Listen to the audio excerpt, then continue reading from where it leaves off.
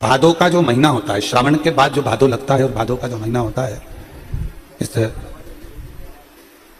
सावन के बाद में जो भादो का महीना आता है, भादो का जो महीना होता है, ये पूरा भगवान देवादिदेव महादेव के पूरे परिवार के लिए रहता है। पूरा भादो का महीना भगवान शंकर के पूरे परिवार के लिए यह भादो का महीना रहता है। आप देखिए, सावन में अपन दर्शन करते हैं, श्रावण महीने में अपन एक लोटा जल देवादिदेव महादेव को समर्पित करते हैं। सावन के महीने में अपन भगवान शंकर की स्तुति करते हैं। सावन के महीने में अपन भगवान शिव की आराधना करते हैं, भगवान शंकर की अर्चना करते हैं। और भादो के महीने में माँ पार्वती जी की आराधना करते हैं। भादो के महीने में हम माँ पार्वती की आराधना कर रहे हैं, भगवान श्री गणेश जी महाराज की आराधना कर रहे हैं। तो सावन का महीना शिव जी का तो है, पर भादो का जो महीना है वो भगवान शंकर के पूरे परिवार का, पूरे परिवार का। शिव जी का संपूर्ण परिवार, भगवान देवादिदेव महादेव का पूरा परिवार भादो के महीने में पूजा जाता है। भादो के महीने में स्वयं भगवान नारायण, माता पार्वती जी जब 6 वर्ष की अवस्था में हैं और वन में अपनी सखियों के साथ में तब साधना करने के लिए जब विराजमान होती हैं, तब करते करते करते करते करते करते जब उन्हें शिव का दीदार नहीं होता, शंकर का दर्शन नहीं होता, तब माता पार्वती भगवान नारायण स्वयं आकर पार्थिव लिंग के पूजन का वर्णन करते हैं, ताकि मोती का, पारद का, स्फटिक का, माणिक का, पोखराज का, सोने का, चांदी का, हीरे का, पीतल का, तांबे का, लकड़ी का, मिट्टी का, बालू रेत का, पाषाण का, सबके शिवलिंग बनते हैं। सबका शिवलिंग का निर्माण होता है और सभी शिवलिंग की पूजन भी होती है। सारे भगवान शंकर के शिवलिंग की आराधना भी होती है, भगवान शंकर के शिवलिंग की पूजन भी होती है। और ऐसा कोई शिवलिंग नहीं जिसका बल कम हो। कितना सुंदर एक बात कही गई है कि भीम ने युधिष्ठिर और अर्जुन का संकल्प पूरा करने के लिए लकड़ी एक वृक्ष को काट दिया था और नीचे की जड़ को ऐसा गोल बना दिया था, शिवलिंग की आकृति। और शिवलिंग की आकृति का गोल बनाकर भीम और अर्जुन से कह दिया कि तुम्हारा नियम है ना रोज जल चढ़ाकर भोजन करने का, ये देखो शिवलिंग है, पूजन करो और जल चढ़ाओ और भोजन करो। अब उन्होंने जल चढ़ाया और जल चढ़ाकर उन्होंने भोजन करा। जैसे ही भोजन करा तो भीम ठाका लगाकर हंसे। भीम ने कहा कि मैंने तुमको पागल बना दिया, मैंने तुमको बेवकूफ बना दिया। मैंने पेड़ को काट दिया, जड़ को मैंने शंकर की शिवलिंग की आकृति दे दी, और मैंने शंकर की शिवलिंग की आकृति देकर मैंने तुमसे उस पर जल चढ़वा दिया। मैंने जल चढ़वा दिया, और जब मैंने जल चढ़वाया, जब मैंने तुमसे जल चढ़वाया और तुमने जल चढ़ाकर भोजन भी ग्रहण कर लिया।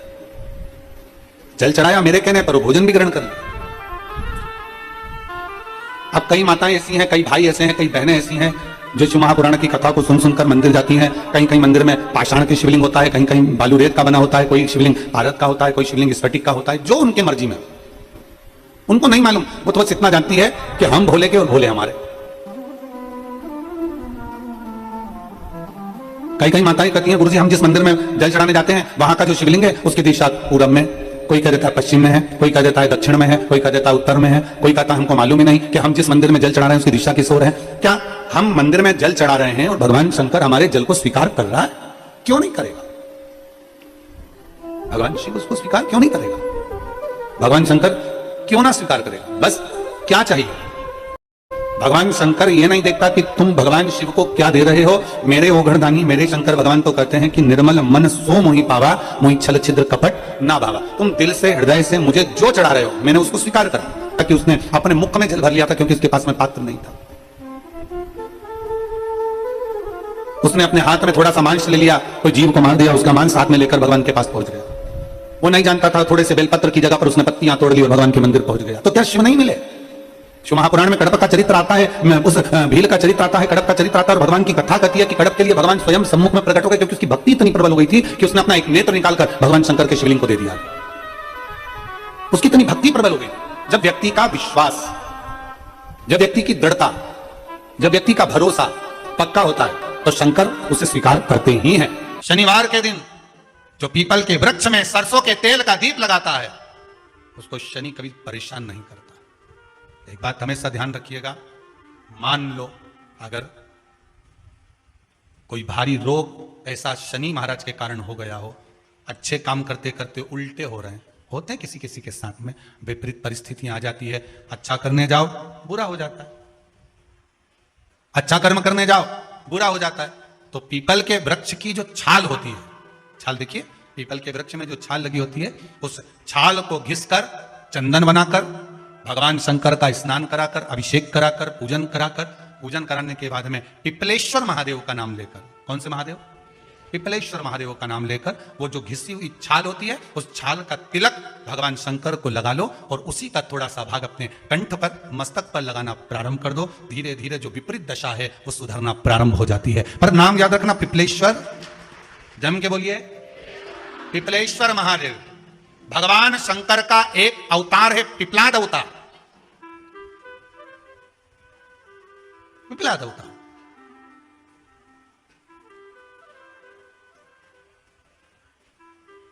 जब दधीचि ऋषि की अस्थियां चली गई, उनकी धर्मपत्नी सुवाच ने देखा मेरे पति को मार दिया गया, मेरे पति की अस्थियां ले गए राक्षसों का संहार करने के लिए, उनकी अस्थियां लेकर चले गए, मेरा पति चले गया। सुवाच गर्व से थी, मरना चाहती थी, प्राण छोड़ना चाहती थी।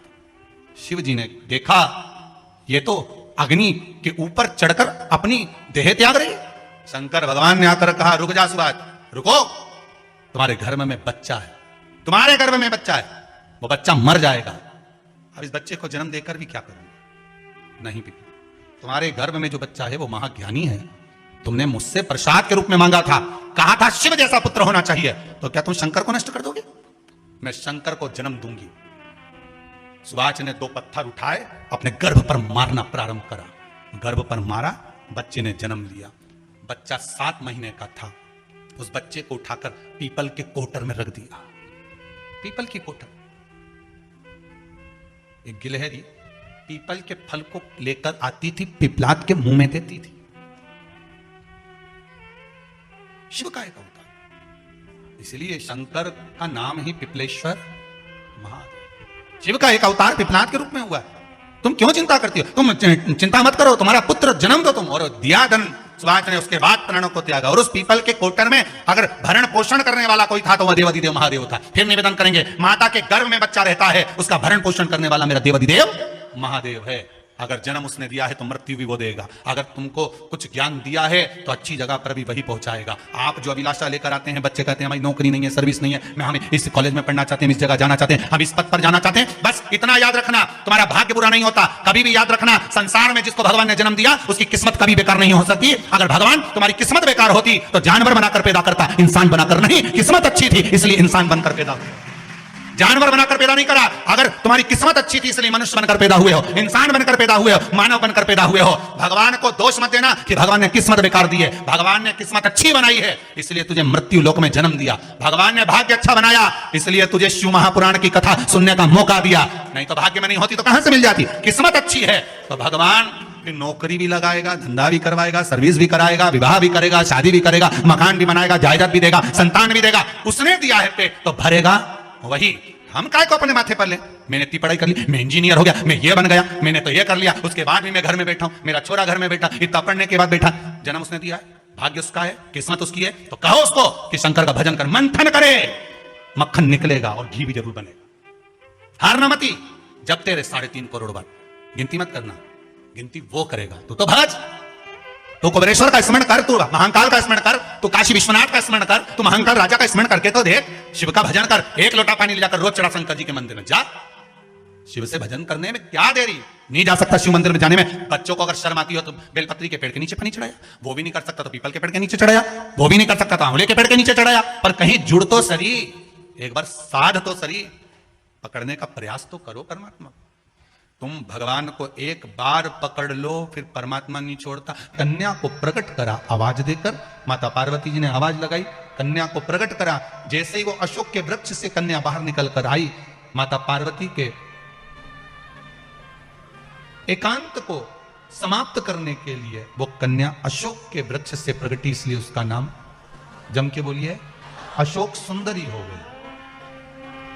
शिव महापुराण की कथा कहती है अशोक सुंदरी कोई साधारण नहीं है, अशोक सुंदरी का चरित्र कोई साधारण नहीं है। अशोक सुंदरी की कथा का अगर हम स्मरण करें,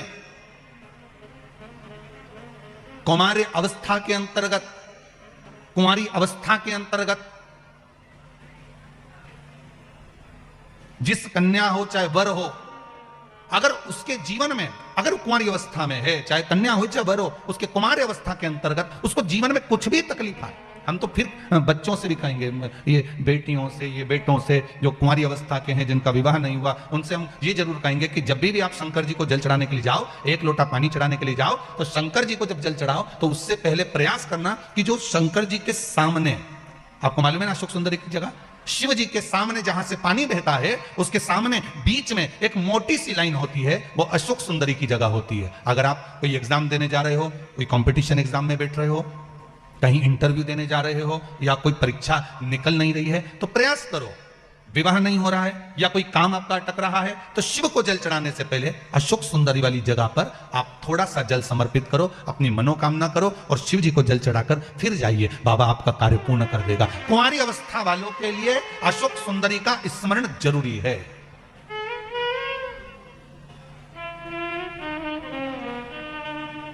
जाते हो आप लोग मंदिर? घर से जल ले जाते हो कि मंदिर का जल भर कर चढ़ा देते हो? जम के तो बोलो जरा, घर से पक्का? सही है फिर मतलब धीरे धीरे तुम सुधर गए, ये तो पक्का हो गया। पर होना चाहिए, या तो सुधर जाओ नहीं तो सिधर जाओ, सीधी सीधी बात।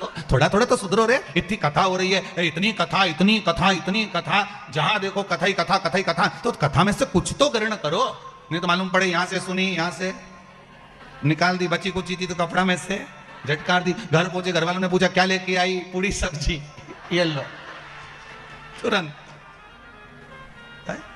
थोड़ा सा ग्रहण करिए अपने जीवन में, थोड़ा सा उतारने का प्रयास करिए अपने जीवन में, थोड़ा सा उतारने का। गर्भाशय में गांठ हो गई, डॉक्टर को दिखाया, गर्भाशय में बच्चा दानी के अंतर्गत गांठ पड़ गई, गर्भाशय में गांठ पड़ गई, बड़ी तकलीफ की जिंदगी जी रही है, डॉक्टर कह रहा है ऑपरेशन करवाओ, डॉक्टर कह रहा है ऑपरेशन करवाना पड़ेगा। एक बार मेरे भोलेनाथ पर जल चढ़ाना प्रारंभ करो, एक चावल का दाना अशोक सुंदरी की, अशोक सुंदरी की जगह मालूम है ना सबको? अरे बोलो अशोक सुंदरी,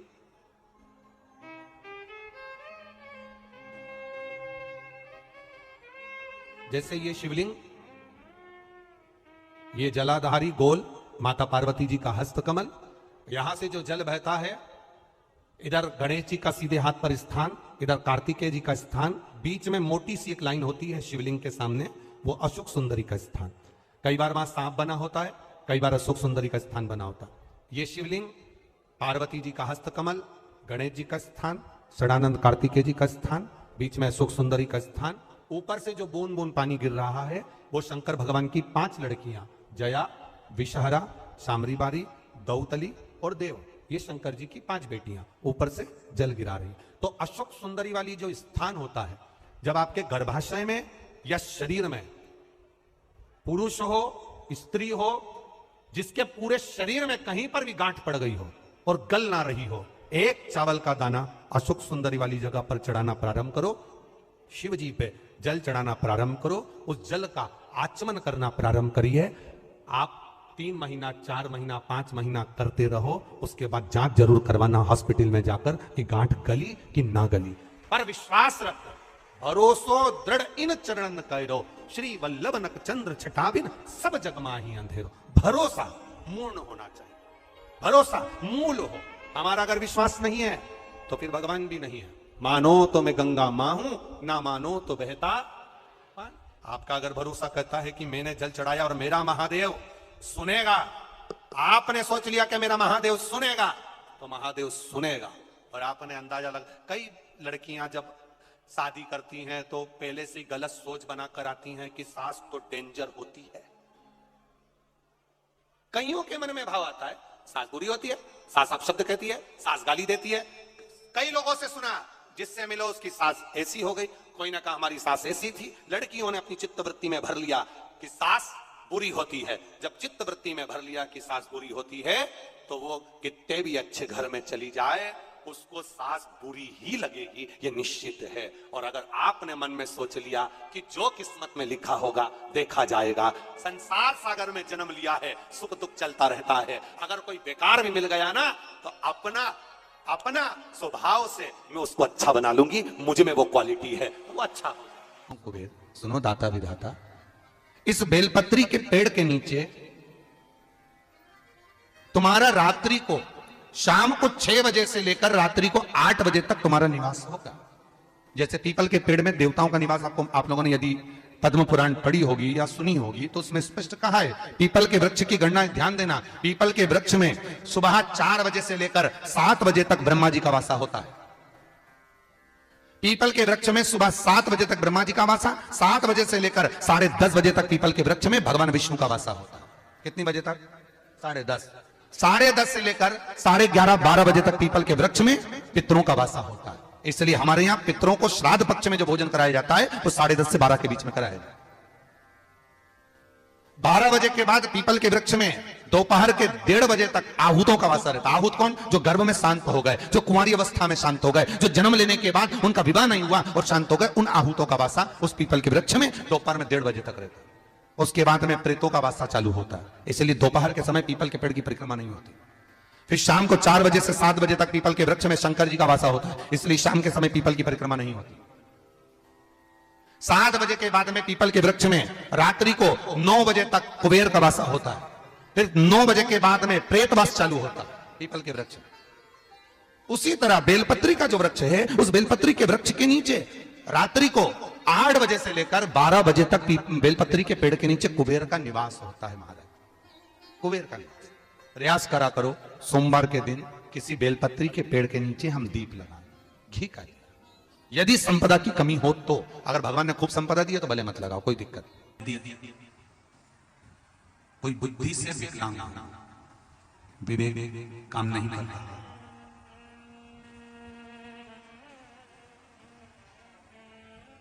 अगर विवेक काम ना कर रहा हो, माइंड से कोई कमजोर हो, तो जब स्वधा के नाम से आप शंकर भगवान को जल समर्पित करें, स्वधा स्वधा कहकर उस जल को समर्पित करें, तो पितरों का स्मरण कर कर वही स्वधा को समर्पित किया गया जल, जिसको विवेक की तकलीफ होती है, बुद्धि की तकलीफ होती है, अपने पितरों का, अपने पूर्वजों का स्मरण कर कर उस जल को उस विवेकहीन व्यक्ति के दोनों भुकुटियों के पास में लगा देना चाहिए थोड़ा सा। जैसे एक पत्र में आया है,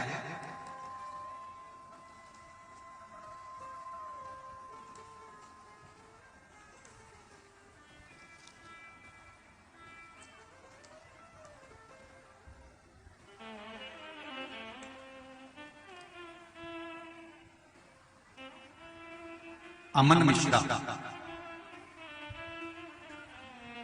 24 घंटे यहां पर सेवा दे रहे हैं। कहीं है अमन मिश्रा? आती हैं? एक बार दोनों हाथ लगा दो। श्री शिवाय नमस्ते। मेरी छोटी बहन मानसिक रूप से असंतुलित है। विज्ञान की सहायता से हर वह कदम उठाया गया जो उठाना चाहिए, सारे चिकित्सकों को दिखाया गया, सारी दवाइयां कराई गई, पर कोई लाभ नहीं मिला। सिर्फ और सिर्फ अगर कुछ थोड़ा सा लाभ देख पाया हूं अपनी बहन पर, तो बेलपत्री मैंने अपनी बहन को सेवन कराना प्रारंभ करा, जिससे अब उसमें थोड़ा सा लाभ देख पा रहा हूं। सही आपने लिखा है पत्र? दोनों हाथ लगा दीजिए। हर हर बैठो बैठो। कहां से हो बाबू? यही सिमरी के बाबा की कृपा हो। अगर मेरे बाबा ने थोड़ा सा भी हाथ पकड़ा है, सारे मेडिकल को दिखाने के बाद भी अगर थोड़ा सा लाभ दिए, इंच मात्र का भी अगर दिया है मैंने शंकर ने, तो ये जान लेना, मैं तो यहां तक कहूंगा कि आप अगर शिव महापुराण की कथा तक पहुंचे हो, या आस्था चैनल पर शिव महापुराण की कथा सुन रहे हो, या फेसबुक यूट्यूब पर टाइम निकालकर अगर शिव महापुराण की कथा सुन रहे हो, तो ये मेरा विश्वास कहता है कि शंकर भगवान ने तुम्हारा हाथ पकड़ लिया है, वो डूबने नहीं है, ये निश्चित है। कौन आता है सबली अड़चन में इतनी दूर अपने अपने गांव से? जो आसपास के रहते होंगे वो आ जाते होंगे, व्यापार करने आ जाते होंगे, जिसके यहाँ शादी ब्याह होता होगा तब आते होंगे। कौन आएगा किसी की? कौन सुनेगा आस्था चैनल पर कथा? कौन सुनेगा फेसबुक पर कथा? अगर आप ढूंढते ढूंढते भी अगर महापुराण की कथा तक पहुंचे हो, भले आसपास चैनल के माध्यम से सुन रहे हो, फेसबुक यूट्यूब के माध्यम से सुन रहे हो, चाहे इस पंडाल में सुन रहे हो, आप ढूंढते हुए भी अगर शंकर की कथा तक पहुंचे हो, तो जरूर मेरे देवादिदेव महादेव को कुछ अच्छा करना होगा। इसलिए उनको खींच कर यहाँ तक बुला लिया, नहीं तो बहुत कहीं मेरे देवादिदेव महादेव को करना होगा। इंच मात्र भी अगर थोड़ा सा उसने हाथ पकड़ा है, तो वो कृपा जरूर करेगा, वो जरूर कृपा। मैंने तेरे ही भरोसे ओ बाबा, तेरे ही भरोसे हवा विच उड़ती जावांगी बाबा, डोर हथों छड़ी में कटी जावांगी ओ बाबा, मेरे बदन भोले मेरे बदन हवा विच उड़ती जावांगी बाबा, डोर हथों छड़ी में कटी जावांगी। शिव ने हाथ बढ़ाया मेरे शेष करने, मेरे उघड़दानी में, मेरे त्रिकालराशि में, मेरे कैलाशी अविनाशी ने अगर हाथ पकड़ा है तो वो छोड़ेगा नहीं।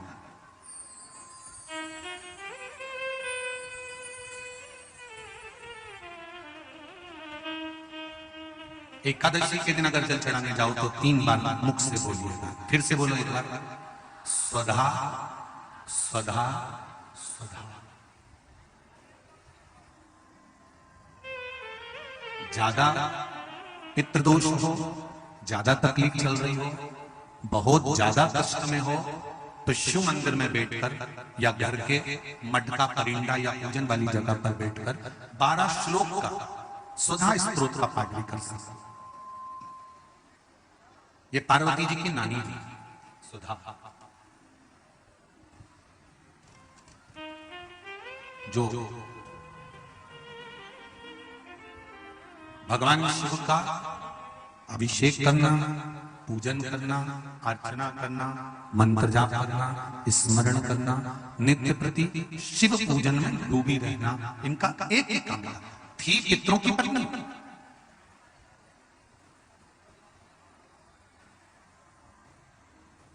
हैं, पितरों की पत्नी, पर भक्ति में इनका बल बड़ा प्रबल था।